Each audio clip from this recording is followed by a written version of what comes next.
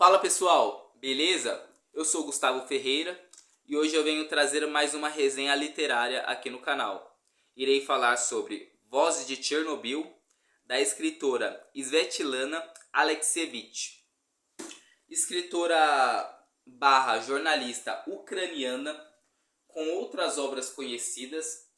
Eu imagino que Voz de Chernobyl e A Guerra Não Tem Rosto de Mulher sejam as duas principais obras dela. No entanto, existem outras que geralmente seguem o mesmo padrão. Pelo menos as duas que eu li, que é Voz de Chernobyl e A Guerra Não Tem Rosto de Mulher, que inclusive tem resenha aqui no canal também, as duas que eu li têm uma estrutura muito parecida, que basicamente é o seguinte: a Svetlana vai até pessoas que foram impactadas por algum acontecimento histórico, ela coleta depoimentos, ela faz uma entrevista, e aí ela separa, ela filtra as entrevistas que ela notou alguma especificidade, que ela notou algo diferente, que agradou mais ela, e ela coloca dentro do livro ali e compõe o relato e publica, né? É essa a estrutura do texto dela. No caso do vídeo de hoje, que é desse livro aqui, Voz de Chernobyl, nós estamos falando da explosão do reator número 4 da usina de Chernobyl, que ocorreu no dia 26 de abril de 1986, às 1h23 da madrugada. O reator explodiu. Inicialmente, a União Soviética tentou segurar as informações, até porque, pessoal, estamos falando dos anos 80, então nós estamos falando de um conhecimento, sim, sobre a questão nuclear, a questão da radiação. No entanto, era um conhecimento muito mais precário do que hoje. Existia já um conhecimento de como se fazia uma bomba nuclear, por exemplo. Sim, existia. Tanto é que já haviam sido lançadas duas, tanto Hiroshima quanto Nagasaki, em 1945. No entanto, não havia todo o conhecimento que há hoje. É óbvio isso, certo? Então, não havia um conhecimento de fato do que poderia acontecer, de quais poderiam ser os níveis de radiação que podiam ser emanados a partir daquela explosão. Por isso, o Gorbachev, que era naquele momento a pessoa mais relevante, a pessoa que comandava a União Soviética, ele decidiu segurar as informações, abafar o caso e não propagar notícias. Então, basicamente, as únicas pessoas que ficaram sabendo da explosão foram as pessoas que foram mandadas para lá, ou seja, pessoas para trabalhar, para tentar controlar a situação, e também as pessoas da redondeza, por exemplo, da cidade de Pripyat, certo? Foram as pessoas que perceberam o que estava acontecendo. Pessoas de outra localidade não perceberam, até porque a União Soviética era imensa. Só que, qual é o problema? O problema é que a radiação ela é muito perversa. E além de tudo que ela gera para as pessoas, ela também se espalha.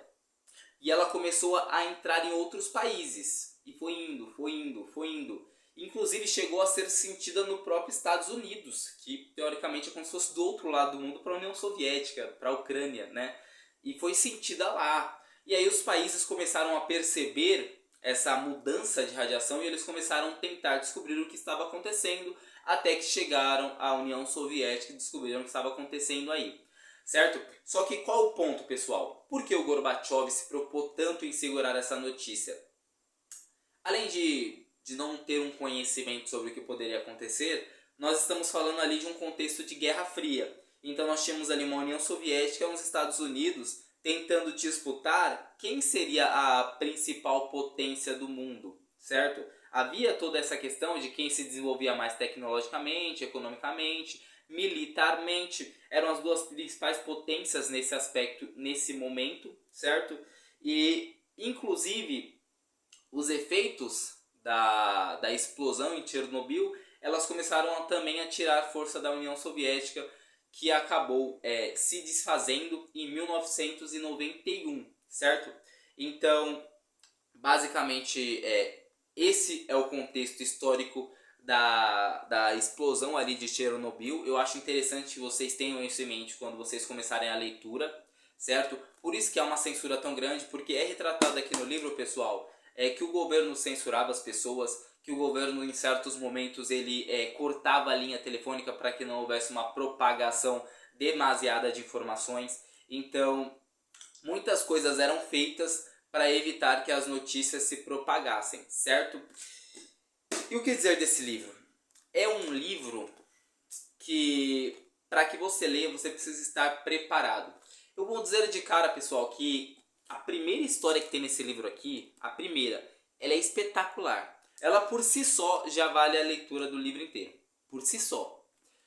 Todo livro tem momentos incríveis, tem momentos que emocionam demais, mas para mim, particularmente falando, a primeira história desse livro, ela me impactou de uma forma tão grande, certo? Que eu não pude deixar de continuar a leitura, eu fui obrigado.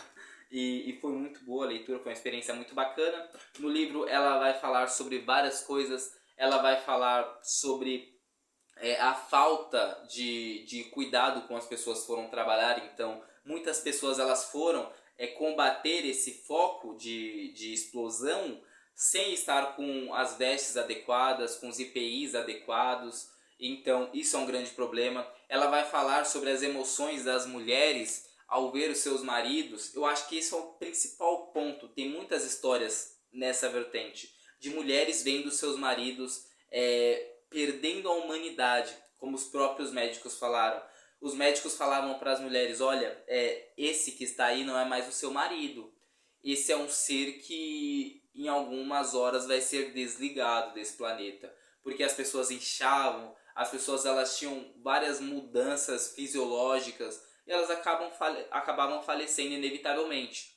E aí vai falar sobre as emoções das mulheres, são as mulheres contando os depoimentos, até porque os homens nesse caso já estavam mortos, né? Então são elas contando como foi tudo. Tem mulheres contando sobre os efeitos da evacuação, porque as pessoas foram evacuadas das cidades próximas. Então como é ser evacuado de uma hora para outra, certo? Como é você ser evacuado, você chegar em uma outra cidade, você ter que reconstruir a sua vida e ainda por cima você ser vítima de preconceito. Por quê? Porque as pessoas que vinham de Chernobyl, elas recebiam um pouco de preconceito. As pessoas tinham um certo medo, tipo, pô, esse cara aí é radioativo, essa mulher é radioativa. Ela veio de um lugar onde ela foi exposta à radiação, será que ela não pode me contaminar? Lembra que nós estamos falando de um conhecimento um pouco mais limitado do que a radiação em comparação a hoje. Então haviam certos receios, existiam vários tabus, porque a radiação era muito catastrófica.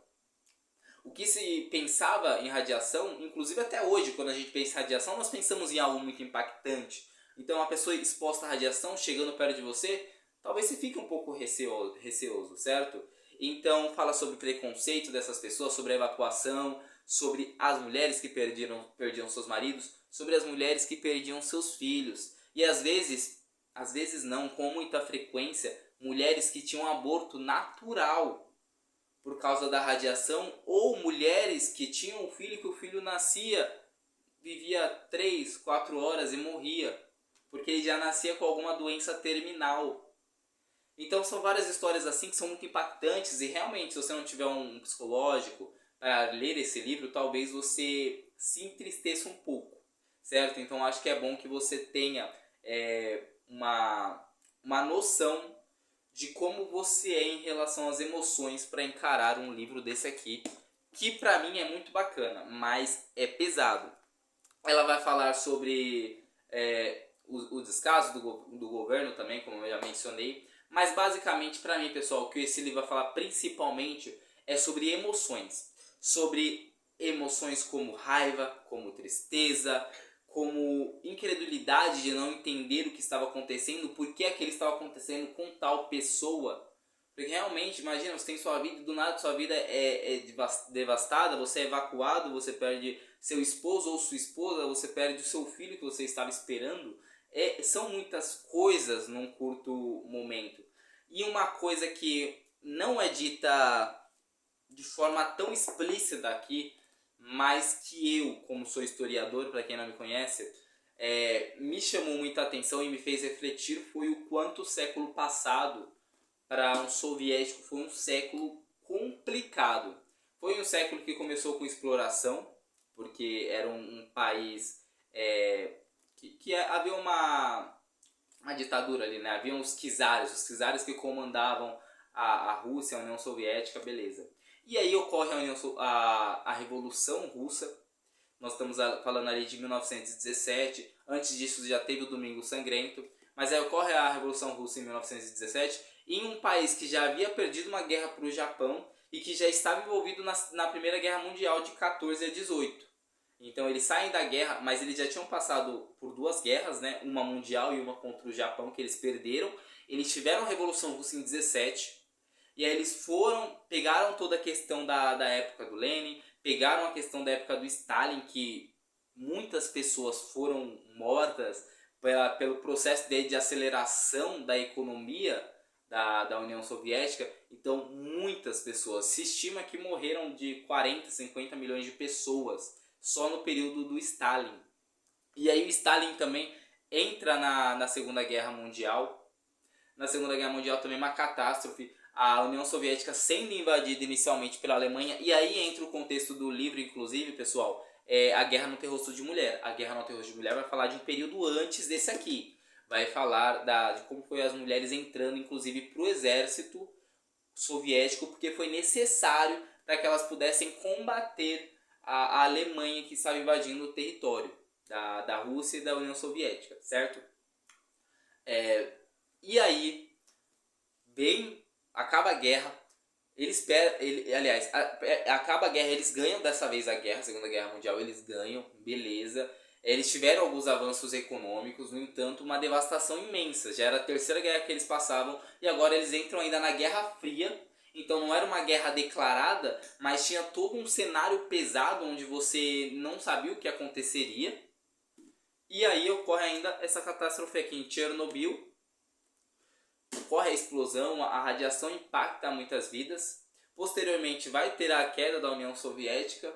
Então foi um século muito intenso, eu diria. Se você analisar, são vários eventos e eventos muito pesados. Eventos muito impactantes para as pessoas, né? Então acho que é algo que esse livro também traz, certo? Até se eu, em alguma informaçãozinha eu fugi um pouquinho da data, usei algum termo errado, mas desculpa pessoal, acabei de acordar, são 4 horas da manhã, é o horário que eu tenho para gravar o vídeo, mas é isso, a resenha desse livro, um livro que vai falar sobre emoção, vai falar sobre um evento histórico muito impactante. Não é um livro, pessoal, para você pegar e aprender sobre Chernobyl, tá? Na minha opinião, ele não vai falar tecnicamente o que foi, explicar tudo mais, não é isso. É um livro de depoimentos. Se você quiser entender e aprender o que foi a explosão de Chernobyl, eu acho que existem outras fontes, provavelmente existem outros livros mais técnicos sobre o ocorrido, mais informativos de fato. Esse aqui é mais de depoimentos. E existem também podcasts, como o História em Meia Hora, até deixar a indicação. É um podcast que tem sobre a explosão de Chernobyl, que é muito bom, certo? Então, é isso, pessoal. Espero que vocês tenham gostado. Foi muito bom poder ler esse livro, muito bom fazer essa indicação para vocês. E é isso, um forte abraço, estamos juntos.